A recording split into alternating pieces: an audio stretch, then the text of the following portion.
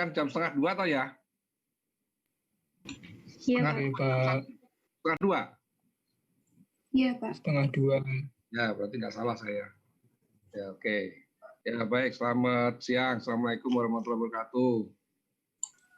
Waalaikumsalam warahmatullahi wabarakatuh. Ya, jadi pada siang ini kita kuliah pengganti dari hari libur Rabu kemarin ya. Dan tadi saya sudah mengirimkan juga materi terkait dengan akar ciri ya. Akar ciri. Nah, saya akan menjelaskan sedikit ya, kemudian nanti lanjut. Kebetulan ini juga bentrok ya, lagi ada rapat kurikulum, jadi saya nyetel dua poin ya, dua alat elektronik ya. Satu saya pakai komputer, satunya pakai HP. Jadi Anda saya pakai menggunakan komputer ya, biar gede gambarnya. Ya kan? Nah, yang satunya HP. Kebetulan sama-sama dari kemarin RDJK kita udah 3 hari, ya, hari terakhirnya hari Jumat juga yang membahas kurikulum baru kita. Ya. Jadi nanti saya akan menjelaskan sedikit. Ya baik, jadi saya akan cerita dulu tentang namanya akar ciri ya. Jadi akar ciri itu sebenarnya apa sih gitu ya, dan gunanya untuk apa? Ada akar ciri, ada vektor ciri. Nah nanti yang lain itu adalah berkaitan dengan sifat-sifat ya. Sifat-sifat suatu metrik ya, sifat-sifat suatu metrik gitu ya. Jadi kalau misalnya metrik segitiga itu akar cirinya bagaimana dan sebagainya ya, nanti Anda bisa pelajari sendiri di bahan yang kita kirim ya. Tapi intinya gini, akar ciri itu kalau kita umpamakan gini, kalau saya ada suatu kelas ya, sekarang misalnya ini kelas ya, kelas 1 ST3 ya kan. Katakanlah kalau saya bicara umur misalnya, ya saya bicara umur ya. Kemudian ada kelas 1 D2 katakanlah ya. Nah ini ada 2 kelompok ya kan, ada 2 kelompok kan, ada 2 kelompok. Ya, satu adalah kelas D3, satu kelas D4. Nah saya bicara umur nih misalnya. Nah, kalau saya mau membandingkan kira-kira penyebaran umur kelas 1 D3 ini dengan kelas 1 D4, ukuran apa yang bisa saya pakai? Ya, Anda kan udah belajar loh, belajar metode statistik ya. Nah, ukuran apa yang dipakai? Halo? Ukuran apa yang dipakai?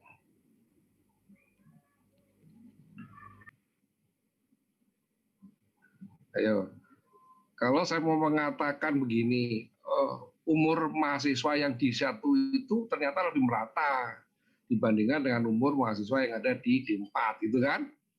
Nah, ukuran apa saya pakai? Halo? Koefisien variasi, Bapak. Koefisien variasi, apa lagi? Oh, baru belajar. Ayo apa? Salah nggak apa-apa. Ukuran dispersi, Pak. Nah, ukuran dispersi kan apa namanya globalnya kan. Ukuran dispersi itu kan terdiri dari beberapa alat ukur gitu kan. Nah, kita spesifik nih. Kita tadi mau membandingkan 2 kelompok tadi gitu ya. Mana kira-kira yang lebih merata umurnya itu? Mahasiswa D3 atau mahasiswa D4 kan itu? Oke. Ayo pakai apa? Nah, gimana belajar metode statistik kan? Sudah belajar belum? Apa baru mau belajar? Sudah, Pak. Nah, sudah toh? Nah, berarti harusnya tahu dong gimana. Pakai apa itu? Standar deviasi, Pak. Oke, standar deviasi, ya kan? Atau varian, ya kan? Tapi hati-hati, ya toh? Menggunakan varian. Tadi ada yang menyebut koefisien variasi, ya toh? Nah, ada yang menyebut standar deviasi, ada juga mungkin koefisien variasi. Itu 2 ukuran yang berbeda penggunaannya. Nah, kalau saya membandingkan umur tadi, ya tahu umur mahasiswa D3 atau umur mahasiswa D4 tadi, ukuran apa yang tepat? Ayo, ukuran apa yang tepat? Ayo, ukuran apa yang tepat?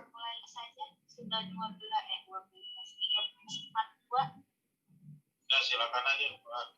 Standar deviasi, Pak. Tadi Pak Agung udah itu. Standar deviasi. Ya, toh? Kenapa bukan koefisien Ya. variasi? Kenapa bukan koefisien Karena variasi? sama, Hah? karena sama yang diukur sama-sama umur. Masa konsepnya begitu? Gimana ya? Bahasanya? Ayo, kalau saya misalnya begini, jual beras, ya saya,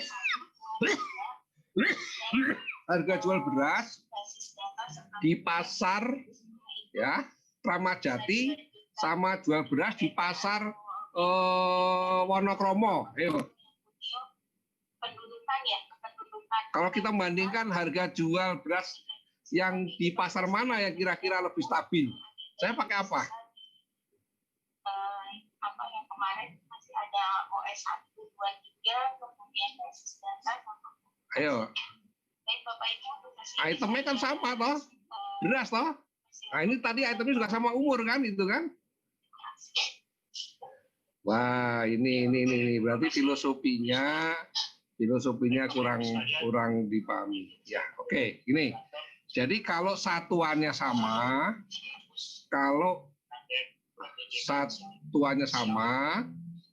itu menggunakan standar deviasi atau varian.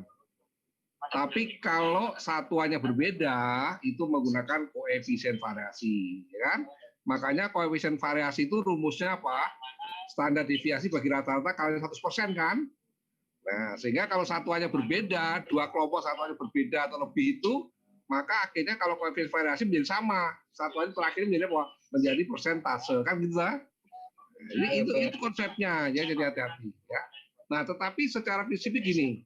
Jadi kalau satu variabel itu, satu item yang kita ukur, ya, maka untuk melihat tadi keragamannya itu kita menggunakan standar deviasi atau varian, ya. Kalau satu sama, kalau satu berbeda menggunakan koefisien variasi. Nah, tapi kalau misalnya dalam satu kelompok itu terdiri dari beberapa variabel, misalnya saya mau mengukur sosial ekonomi, ya kan? Sosial ekonomi mahasiswa D3 sama sosial ekonomi mahasiswa D4. Nah, itu kan banyak variabelnya toh. Variabelnya kan banyak itu ya. Nah, variabel banyak, pendapatan orang tuanya, jumlah saudaranya, kan gitu kan. Semua variabelnya banyak itu. Nah, kalau saya mau mengatakan mana kira-kira status sosialnya yang lebih merata, itu kan D3 atau D4, nggak bisa kita menggunakan varian, nggak bisa menggunakan standar deviasi, nggak bisa menggunakan koefisien variasi. Ya, nah menggunakan apa? Menggunakan yang namanya akar ciri. Ya, jadi akar ciri itu tidak lain adalah digunakan untuk mengukur keragaman. Ya. Nah, kalau menggunakan ukuran varian atau standar deviasi, biasanya keragamannya bagus.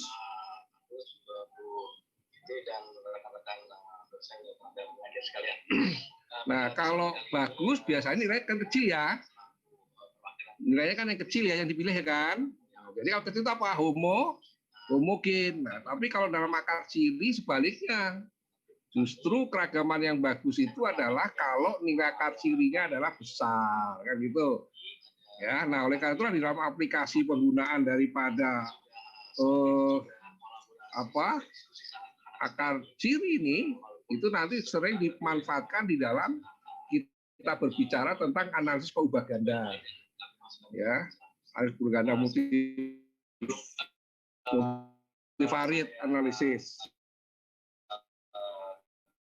Ya, nah itu memanfaatkan di sana terkait dengan keragaman itu. Kita ingin menyepadankan gitu kan, menyepadankan suatu kelompok ya, di mana ada suatu kelompok yang baik itu kan yang bagus ya. Kemudian kita punya kelompok lain. Nah, bagaimana kelompok lain ini kira-kira punya keragaman yang sama dengan yang sudah ada tadi. Nah, maka situlah kita menggunakan yang mana akar ciri tadi, ya. Nah, dengan akar cirinya itu kita bisa membangun nanti menjadi apa? Variabel-variabelnya yang namanya vektor-vektor ciri, ya. Tentu vektor-vektor cirinya itu menjadi variabel baru yang nanti harus punya syarat, ya kan? Nah, syaratnya itu apa? Nanti dalam aplikasi analisis perubahan ganda, gitu kan? Prakteknya. Tapi nanti Anda bisa mencari bagaimana cara mencari vektor ciri, kan gitu. Bagaimana mencari akar ciri, ya. Nah, akar ciri itu sering dinyatakan dengan notasi lambda. Ya, jadi kalau ini saya share ya.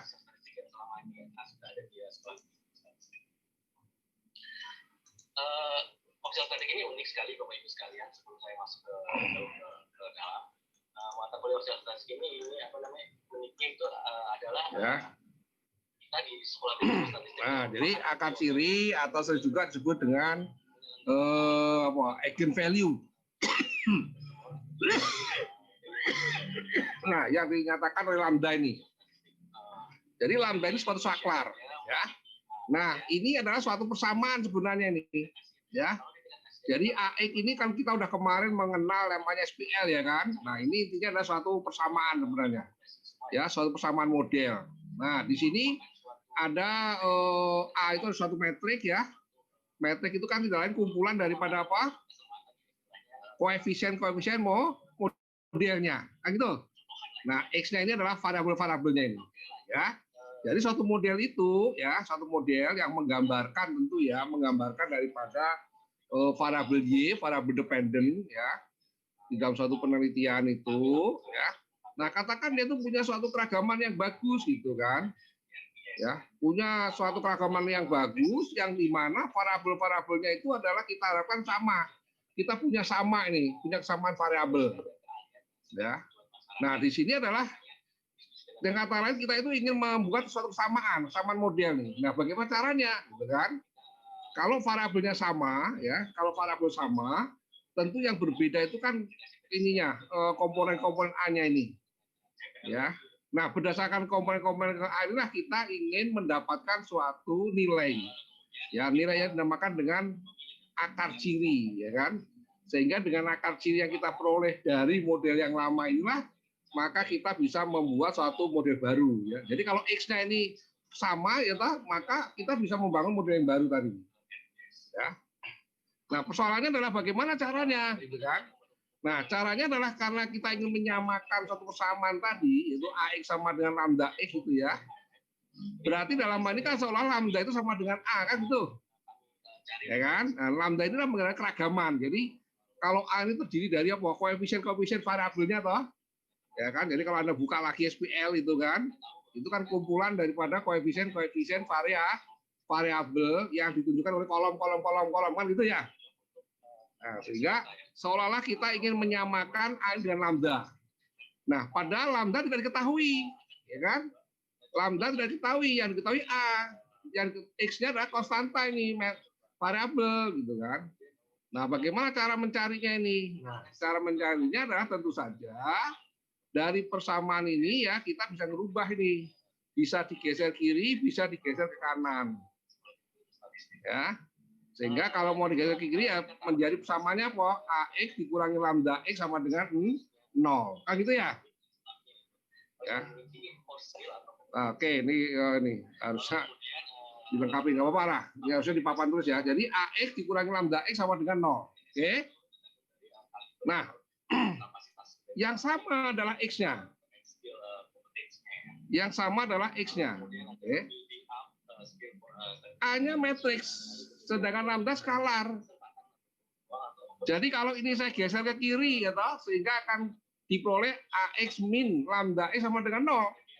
Nah, kalau X-nya saya keluarkan, berarti kan sama dengan apa? A dikurangi lambda, toh?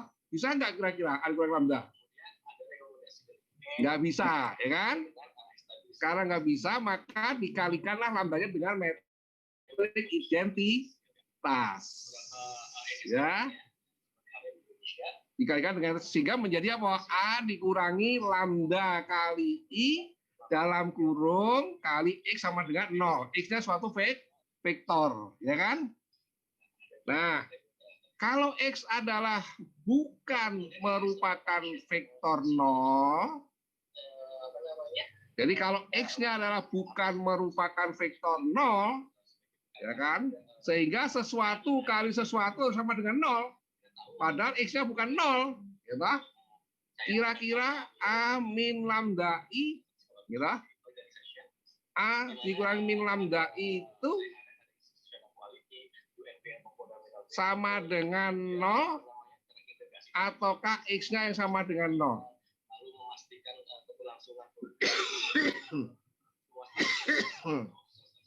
Ya. Kalau X-nya bukan 0, berarti yang boleh 0 yang mana? Min lambda I. Ya. Jadi kalau begitu, agar persamaan tadi dipenuhi, maka yang harus sama dengan adalah 0 sama dengan A min lambda I sama dengan 0. Ya kan? Nah, persamaan itulah yang disebut dengan persamaan apa? Bu? Persamaan apa? Homogen. Ya kan? Nah, persamaan homogen. Nah, jadi sekarang kita punya persamaan baru itu. A min lambda I dalam kurung kali vektor X sama dengan 0. Berarti kalau gitu yang harus sama dengan 0 adalah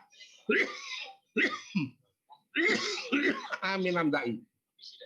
Nah, supaya sama dengan 0 berarti dalam hal ini adalah ya, persamaan A dikurangi lambda I tadi, maka determinannya harus sama dengan 0. Oleh karena itulah persamaan ya toh, agar dipenuhi tadi, maka syaratnya adalah A dikurangi lambda I, determinannya harus sama dengan 0.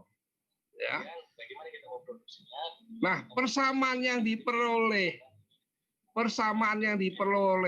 dari determinan metrik A dikurangi lambda kali I sama dengan 0 itu yang disebut sebagai persamaan akar ciri. Ya.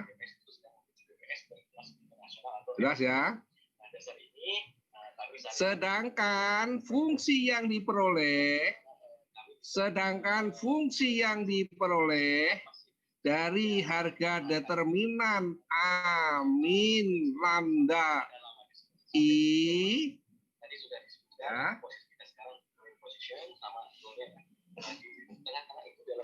disebut sebagai fungsi akar ciri. Ya. Jadi nilai akar ciri hanya diperoleh berdasarkan apa? Persamaan akar ciri. Persamaan ciri adalah sama dengan fungsi akar ciri sama dengan 0, kan gitu. Ya. Jadi kalau nolnya dihilangkan, itu menjadi fungsi akar ciri. Nah, fungsi akar ciri itu derajat paling tingginya, ya. Jadi fungsi akar ciri itu derajat paling tingginya itu ditentukan oleh ordo matriks yang dibentuk. Ya. Paham? Jadi persamaan atau fungsi akar ciri, pangkatnya, derajatnya itu ditentukan oleh ordo metrik A yang dibentuk. Jadi kalau misalnya A matriksnya ordonya 2x2, maka persamaan akar cirinya pasti bentuknya kuadrat. Ya, nah persamaan akar ciri, fungsi akar ciri bisa dinyatakan dengan Q lambda. Q lambda sama dengan lambda kuadrat, gitu kan, plus lambda plus konstanta, nah, gitu. Tapi kalau misalnya A-nya matriksnya ordonya 3, maka derajat paling tinggi adalah 3, ya semacam itu. Nah, nanti disedikin tuh ya. Nah, jadi dari berdasarkan persamaan akar ciri lah akan diperoleh yang namanya nilai akar ciri, ya. Nah, misalnya ini ya. Ini waduh ada kepotong nih sepertinya ini. Sebenarnya dipotong, akan ada kepotong ya. Ya. Jadi misalnya saya mau mencari nilai akar ciri dari matriks A 8-1 gitu ya. Nah, berarti caranya adalah tadi seperti rumus tadi, yaitu A min lambda kali I determinannya sama dengan 0 ya. Nah, dari situlah akan kita peroleh namanya tadi apa? Fungsi akar ciri. Nah, kalau fungsi akar ciri sama dengan 0, maka akan diperolehlah nilai-nilai akar ciri tadi. Jadi banyaknya akar ciri tergantung dari derajat fungsi akar cirinya. Kalau fungsi akar cirinya berderajat 2, maka nilai akar cirinya maksimum oleh 2, ya kan? Bisa 1 kenapa? Kalau 1 biasanya adalah akar cirinya sama, ya harusnya kan 2, tapi karena nilainya bisa sama. Jadi lambda 1 bisa sama dengan lambda 2. Kalau misalnya matriksnya ordernya 3, maka nilai akar cirinya ada 3. Ada lambda 1, ada lambda 2, ada lambda 3. Kenapa? Karena lambda pangkatnya tertinggi adalah pangkat 3. Ya. Nah, caranya bagaimana cara mencari akar ciri? Ya diuraikan ya dari persamaan nilai kuadrat, ya kan? Dari persamaan kuadrat. Misalnya saya punya persamaan lambda kuadrat, kemudian plus 4 lambda, ya toh? Misalnya. Terus apa? Apa itu misalnya? Supaya diuraikan bisa berapa itu ya? Misalnya lambda min 3 kali lambda min 2 ya. Oh, berarti berapa? Min 5 ya. Min 5 lambda sama plus 6 misalnya. Ya kan? Nah, kalau diuraikan kan menjadi ketemu toh. Lambda min 3 kali lambda min 2 kan gitu. Berarti lambda 1-nya 3, lambda 2-nya adalah 2. Kan gitu ya. Nah, itu cara mencari akar ciri. Nah, di dalam prakteknya biasanya adalah yang akan diambil adalah nilai akar ciri yang paling besar. Ya, jadi keragamannya adalah yang paling besar itu menunjukkan keragaman yang bagus, gitu kan. Kalau tadi saya bicara varian adalah nilai varian yang paling kecil kan gitu. Nah, nilai akar ciri yang besar ini biasanya dipakai untuk membangun yang namanya vektor ciri. Nah, jadi vektor ciri itu dibangun berdasarkan nilai lambda, ya kan? Nilai lambda yang ada, ya kemudian dimasukkan dalam persamaan yang awal tadi. Ya, sehingga akan terbentuklah yang namanya vektor ciri. Ya, nah kira-kira seperti itu. Ya, silahkan nanti dibaca, ya, didalami, dipahami. Ya, kemudian nanti dibuat satu ringkasan. Nah, di terakhir itu ada latihan soal, ya. Asal soalnya bisa dikerjakan, bisa juga tidak ya buat latihan. Ya, saya kira begitu ya. Halo? Bapak izin bertanya, Pak. Ya. Ini kan materi pertemuan 9 sama 10 ya, Pak. Untuk diagonalitas minggu ini atau minggu depan, Pak? Bisa minggu depan. Ya. Oke, Pak. Terima kasih. Ya, itu kan kalau mau saya potong kan bingung saya motongnya ya kan. Ya. Jelas ya? Oke ya, jadi saya izin ya, saya lanjut ke rapat nih ya. Lanjut ke rapat ya. Nah, silakan Anda tadi baca-baca bisa berdiskusi ya. Oke, selamat siang. Siang, Pak. Siang, Bapak. Nah, di screen-nya saya tutup ya, top screen-nya ya. Oke, Bapak. Baik, Bapak. Baik, Pak. Ya.